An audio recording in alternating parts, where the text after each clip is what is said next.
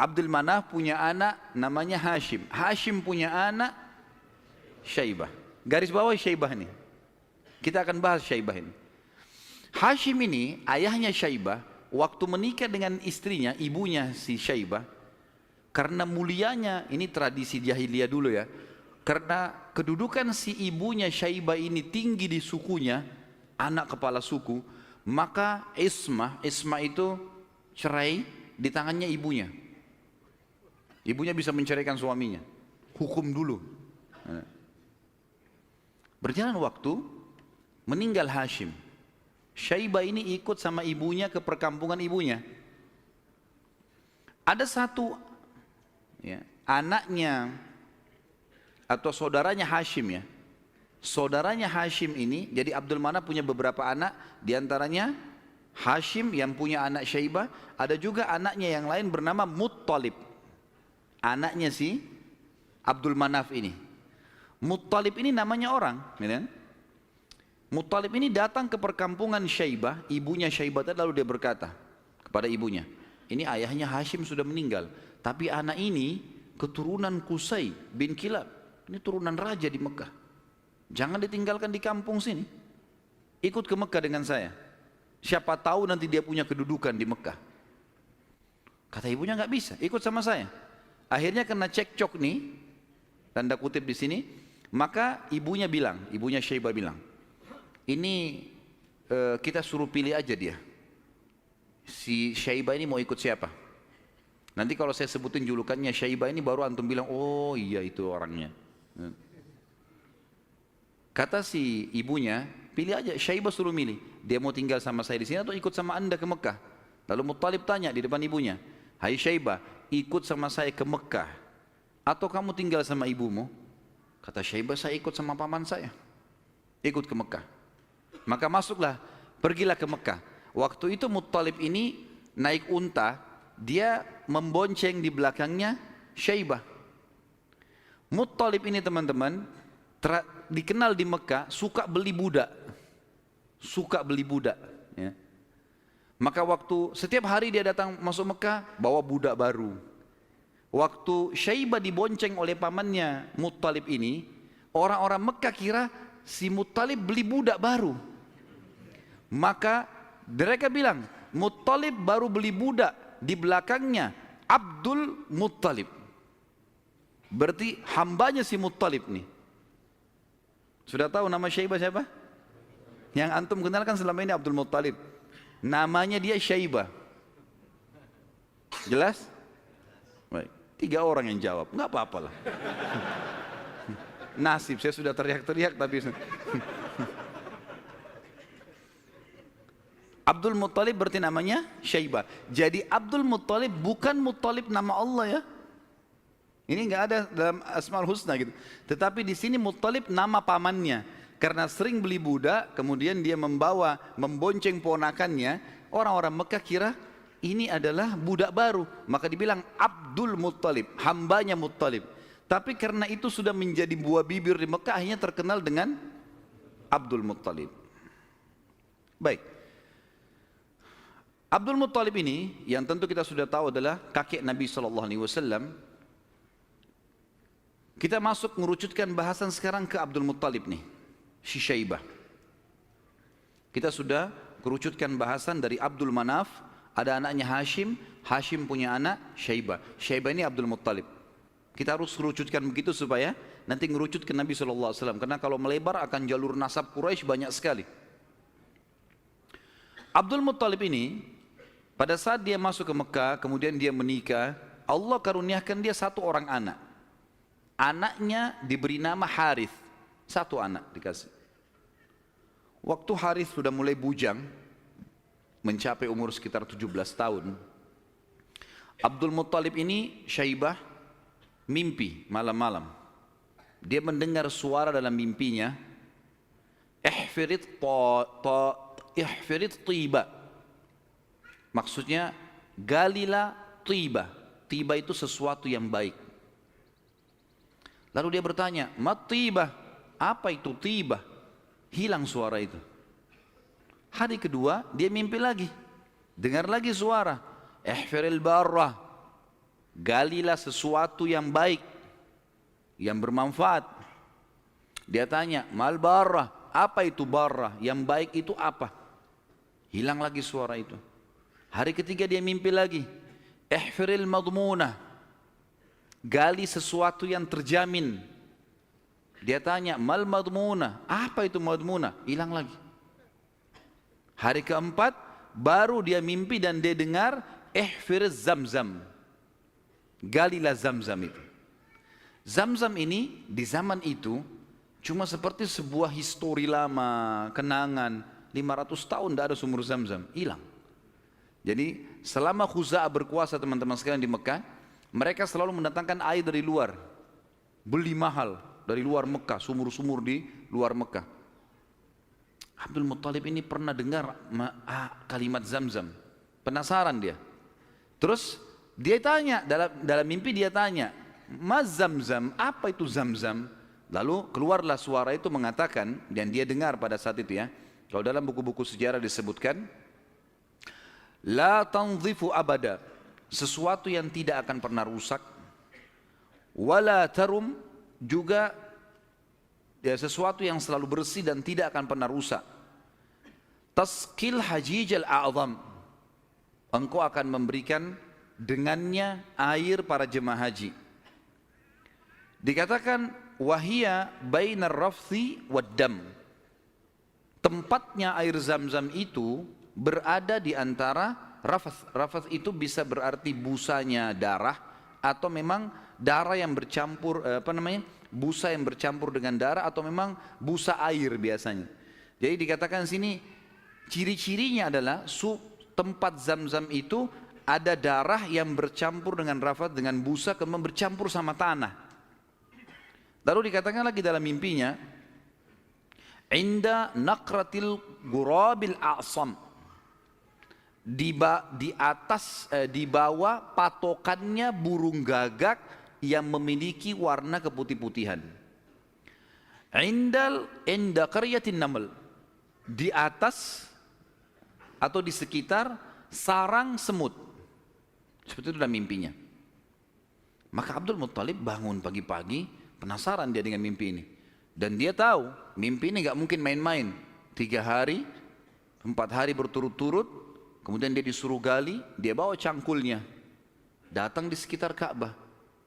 Dia cuma tebak saja kemungkinan dekat Ka'bah nih, karena tidak ada tempat yang lebih agung di Mekah daripada Ka'bah. Dia datang dekat Ka'bah. Dan kalau masih ingat dulu, pada pertemuan kita di bulan yang lalu, ada penjelasan tentang 2 patung yang disembah di Mekah, Isaf dan siapa yang ingat? Kalau lupa saya nggak datang lagi Balikpapan. Isaf dan Nailah. Isaf kan nama laki-laki, Nailah nama perempuan. Yang dulu mereka saling suka, akhirnya mereka berzina depan Ka'bah dan dikutuk menjadi patung. Kan dulu waktu sebelum Amr bin Luhai datang ke Mekah, patung Isaf ditaruh di Gunung Safa, patung Nailah ditaruh di Gunung Marwah, untuk peringatan bagi orang-orang. Nih, hati-hati kalau berzina depan Ka'bah dikutuk begini nih, gitu. Tapi oleh Amr bin Luhai yang membawa patung masuk ke Jazirah Arab, dia angkat patung Isaf dan Nailah, dipindahin dekat Ka'bah, disuruh orang Mekah sembah. Tapi orang sudah lupa sejarahnya karena kejadian Isaf dan Nailah dikutuk ini jauh sebelum Amr bin Luhai. Ringkas cerita, di depan Ka'bah antara Hajar Aswad dengan Hijr Ismail itu ada patung Isaf dan Nailah. Ada satu suku Arab teman-teman sekalian datang ke situ antara Isaf dan Nailah, nyembeli sapi. Tiba-tiba pada saat Abdul Muttalib lagi duduk, lagi memperhatikan ke arah Ka'bah di antara Isaf dan Nailah, kemudian ada orang nyembeli sapi. Waktu disembeli, darahnya ngucur. Darah itu berbusa. Dan karena dia ngucur, jalan sampai berada di sekitar Isaf dan Nailah. Dia kurang lebih jangan dibayangkan ini Ka'bah, ini Hajar Aswad dan ini Hijr Ismail. Isaf dan Nailah itu ditaruh cukup jauh ya, agak berjarak antara antara Hajar Aswad jauh ke belakang dengan Hijr Ismail juga jauh. Jadi di kiri kanan ya.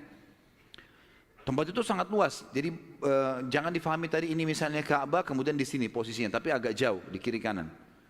Maka pada saat itu darah ini ngucur dari patung Isaf itu menuju ke tempat di tengah-tengah di situ. Pada saat itu di tengah-tengah. HP-nya siapa nih? Pada saat itu patungnya, darahnya ngalir, kemudian darah itu ngalir menuju ke tengah-tengah antara Ishaq dan Nailah ini, dan ada seperti tempat agak turun di lembah Mekah kan waktu itu masih pasir, lalu darah itu berkumpul di situ. Jadi akhirnya darah sama pasir bercampur. Abdul Muttalib lihat ini isyarat pertama nih. Mimpinya kan tadi darah yang mengalir berbusa yang bercampur dengan tanah, gitu kan. Lalu kemudian dia dekatin tempat itu, darah yang berkumpul itu. Dia temukan tiba-tiba ada burung gagak yang berwarna hitam. Burung gagak biasanya warna hitam ya. Tapi kalau ada burung gagak yang di bagian sayapnya itu ada beberapa bulu warna putih, namanya a'sam dalam bahasa Arab. Ghurabil a'sam. Maka dia lihat ada burung gagak ini mengepakin sayapnya dan mematuk-matuk di atas sekitar darah itu. Dia lihat isyarat yang kedua. Isyarat yang ketiga adalah di situ ada sarangnya semut. Dia lihat ke dekat kakinya, ternyata ada beberapa ekor semut yang menggigit kakinya dia. Dia melihat ada lubang di situ. Maka dia bilang kepada anaknya Harith, saya mau menggali di sini. Siapapun jangan mengganggu saya. Maka dia angkat cangkulnya. Tapi kita jangan lupa ini depan Ka'bah. Orang-orang lagi banyak tawaf waktu itu, walaupun banyak berhala. Dia angkat cangkul, orang jadi bahan perhatian. Tokoh-tokoh Quraisy pada datang semua. Lalu tokoh-tokoh Quraisy mengatakan, hai Abdul Muttalib, apa yang kau lakukan nih? Kata Abdul Muttalib kepada Harith, singkirkan mereka dari saya, sibukkan. Jangan sampai mereka dekatin saya. Terus saja Harith menyibukkan orang-orang Quraisy dan Abdul Muttalib terus saja mencangkul sampai ujung cangkulnya menyentuh bibirnya sumur itu. Sumur Zamzam. Dan dengan kuasa Allah, airnya muncrat keluar. Pada saat airnya muncrat keluar, Abdul Muttalib mengatakan Allahu Akbar. Karena memang mereka menggunakan bahasa Arab dan kalimat Allahu Akbar itu sudah biasa mereka ucapkan, gitu kan? Maka orang-orang Quraisy tahu kalau Abdul Muttalib sudah dapat target dan mereka kaget waktu lihat air muncrat, air di depan Ka'bah. Selama ini selalu ambil dari luar. Ini kemuliaan abadi, gitu kan? Maka tiba-tiba orang Quraisy datang, hai Abdul Muttalib, air ini kita punya sama-sama. Kata Abdul Muttalib, dari mana sama-sama? Saya mimpi, saya yang cangkul, saya yang dapat. Dari mana kalian punya sama-sama nih? Ribut nih. Abdul Muttalib bilang, ini punya saya. Quraisy bilang enggak, dikeroyokin Abdul Muttalib pada saat itu. Ribut, akhirnya mereka sepakat panggil hakim lagi. Ini hakimnya nih, cari penengah. Bagaimana caranya supaya ini bisa ditengahi, gitu kan? Insya Allah masalah ditengahi ini kita lanjutkan habis sholat Isya. Subhanakallahumma bihamdika asyhadu an la ilaha illa anta astaghfiruka wa atubu ilaik. Wassalamualaikum warahmatullahi wabarakatuh. Assalamualaikum warahmatullahi wabarakatuh. Alhamdulillah wassalatu wassalamu ala Rasulillah. Kita lanjutkan bahasan kita. Akhirnya Abdul Muttalib setelah menemukan sumur Zamzam, orang-orang Quraisy tetap menuntut untuk dibagi. Dan Abdul Muttalib bertahan, nggak bisa nih. Saya mimpi, saya yang gali, saya yang temukan. Gimana kalian merasa punya hak di situ? Ribut, akhirnya dicarilah penengah. Dan pada saat itu mereka tidak lagi ke Ya'mur, tapi mereka pergi ke dukun Bani Sa'idah. Ada satu dukun wanita di Madinah, waktu itu disegani. Dan memang pada saat itu dukun-dukun ini luar biasa pengaruhnya. Pergilah Abdul Muttalib bersama dengan tokoh-tokoh Quraisy. Saya tidak temukan jumlah mereka berapa orang, tapi yang jelas mereka semuanya pergi ke sana. Tiba di kota Madinah, ternyata dukun tersebut pergi ke Khaybar, wilayah lain. Nanti akan ada bahasan masalah Khaybar, tapi yang jelas pergi ke Khaybar. Abdul Muttalib sepakat dengan teman-temannya, kejar aja tuh, kita ke Khaybar. Antara Madinah sama Khaybar cukup jauh dan ada padang pasir yang luas sekali. Mereka belum pernah ke Khaybar sebelumnya, jadi masih menerka-nerka jalan. Di tengah jalan mereka kehabisan air. Mau balik ke Madinah jaraknya jauh. Mau menuju ke Khaybar belum jelas tujuannya. Air habis. Panas lagi sangat terik pada saat itu. Mereka bermusyawarah, kira-kira bagaimana jalan keluarnya nih. Akhirnya orang-orang Quraisy selain Abdul Muttalib sepakat mengatakan kayaknya kita pasti mati nih. Nggak ada air. Kembali ke Madinah bisa mati tengah jalan, menuju ke Khaybar juga nggak jelas, bisa mati tengah jalan. Ya sudahlah, kita pasti mati, lebih baik kita gali kubur saja. Riwayatnya begitu, kisahnya begitu. Gali kubur. Dari sekian orang ini, nanti setiap siapa yang mati duluan dikubur oleh temannya. Minimal nanti ada satu orang yang tidak tertutup kuburannya, yang lain semua tertutup. Akhirnya mereka pada gali kuburan, kecuali Abdul Muttalib nih. Abdul Muttalib bilang ini bukan ide yang tepat nih. Masa kita menyerah? Lebih baik coba kita cari jalan. Teman-temannya bilang percuma, mau kemana? Abdul Muttalib naik ke atas untanya. Begitu untanya bergerak, dari pijakan kakinya untanya Abdul Muttalib keluar muncrat air di padang pasir itu. Keluar mata air. Lalu Abdul Muttalib melihat, dia turun dari untanya, dia minum airnya, untanya dikasih, lalu diajak teman-temannya, ayo ini ada air, minum. Teman-temannya heran, di padang pasir ada air. Maka akhirnya mereka sepakat mengatakan, demi Allah yang telah memberikan, demi Allah sungguh ya, yang telah memberikan air kamu di sini, Allah Subhanahu wa taala, dialah yang telah memberikan kamu air Zam-Zam. Zam-Zam punya kau, hai Abdul Muttalib. Gara-gara ini akhirnya Zam-Zam jadi miliknya Abdul Muttalib, dan Abdul Muttalib keturunan dari Abdul Manaf. Sementara memang dasarnya Abdul Manaf tadi sudah saya jelaskan, mereka bertugas memberikan makanan dan minuman jemaah haji. Sehingga sekarang mereka tidak perlu lagi mengambil air dari luar, tapi mereka sudah punya mata air Zam-Zam. Dan sebagian ahli sejarah menanggapi mengatakan, Allah yang maha tinggi dan maha pemurah memudahkan mata air Zam-Zam ditemukan kembali oleh Abdul Muttalib, karena memang suku ini dari turunan Abdul Manaf bertugas untuk memberikan minum dan makan jemaah haji. Maka karena itu Allah Subhanahu wa taala kasih. Makanya tadi dalam salah satu perkataan dan pernyataan dalam mimpi, Taski hajijil a'zam, engkau akan memberikan minum jemaah haji yang banyak, gitu kan. Jadi bukan karena Abdul Muttalibnya, tapi karena memang waktu itu diberikan untuk jemaah haji umumnya. Baik, baliklah Abdul Muttalib ke Mekah, dan akhirnya pada saat itu Abdul Muttalib dinobatkan secara tidak langsung sebagai Raja Mekah. Kenapa saya katakan tidak langsung? Karena pada saat itu Quraisy sepakat di Mekah itu semua kepala suku bisa memimpin. Bisa memimpin. Tidak harus fokus ke turunan Abdul Manaf atau Abdul Dar, tapi mereka Abdul Manaf Abdul Dar ini mereka yang memegang Ka'bah, memegang urusan haji dan jemaah haji, minum dan makannya ini. Tapi pasukan segala macam ini boleh dari mana saja. Tapi dengan kejadian Abdul Muttalib menemukan air Zam-Zam, maka terkerucut lagi masalah orang-orang Mekah. Karena tadi setelah Abdul Dar meninggal, kan kita sudah bilang tadi, kan pecah ya. Abdul Dar kan jadi raja pengganti ayahnya Qusay. Tapi setelah Abdul Dar mati, ribut anak-anaknya, akhirnya tidak ada raja. Setelah kejadian air Zam-Zam, secara tidak disadari Abdul Muttalib ditunjuk menjadi raja.